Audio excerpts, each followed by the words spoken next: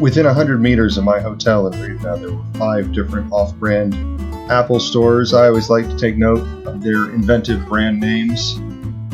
And this was the market that was set up. It's open every day, just across the plaza from my hotel, full of colorful and very affordable flowers, food, and everything else. Ladies and gentlemen, welcome to the new truck. As you can see, it's open behind me. We've got this nice little sleeping area back here and another one up top. We've got the roof fan over there. There's a diesel heater behind the seat here. The previous owner still hasn't cleaned out all of his possessions, so that's weird. I usually clean a car before I sell it, but to each their own. It's kind of scary thinking about driving this thing, and I'm not quite ready to start doing it yet. It's really larger than anything I've driven in a long time. I used to be a UPS driver and drive UPS trucks, but there she is.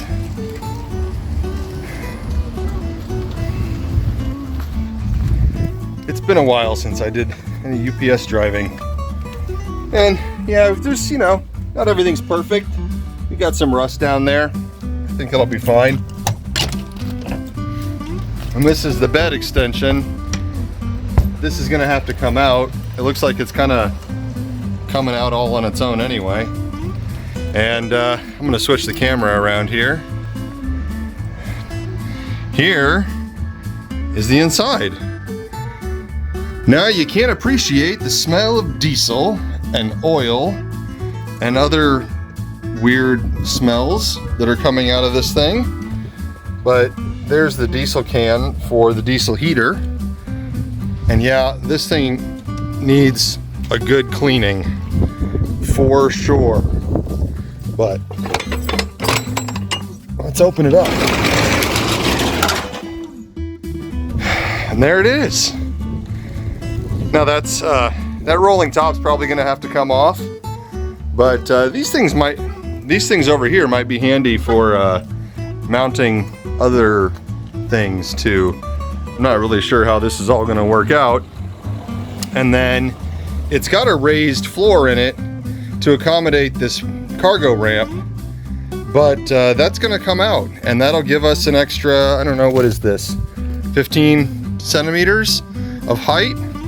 But I'm 6 foot tall, and I've got plenty of headroom in here even now.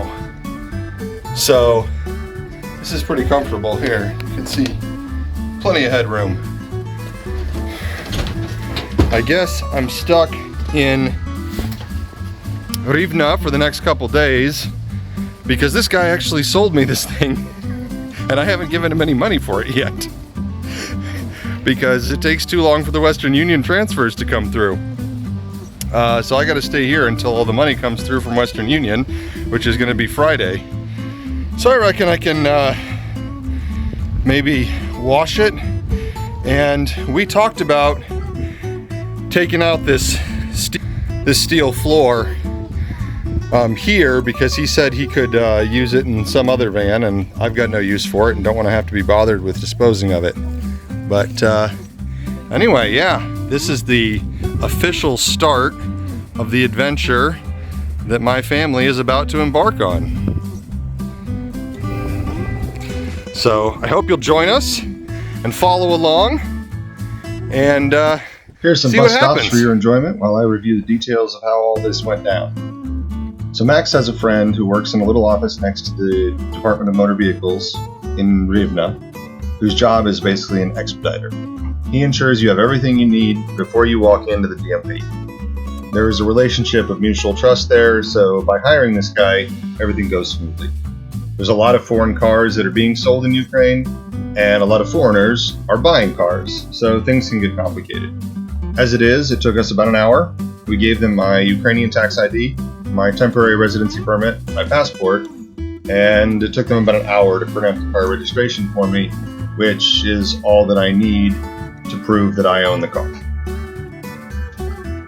I love seeing these old bus stops, each one unique and decorated with things that are meaningful to local communities, or what used to be the local community.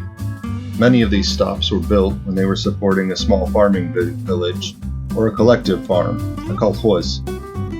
And now they support a suburban shopping center or some cookie-cutter little boxes on a hillside, and all that remains of the idyllic pastoral existence is this bus stop, which is all that needs to remain, because Soviet farming was anything but idyllic.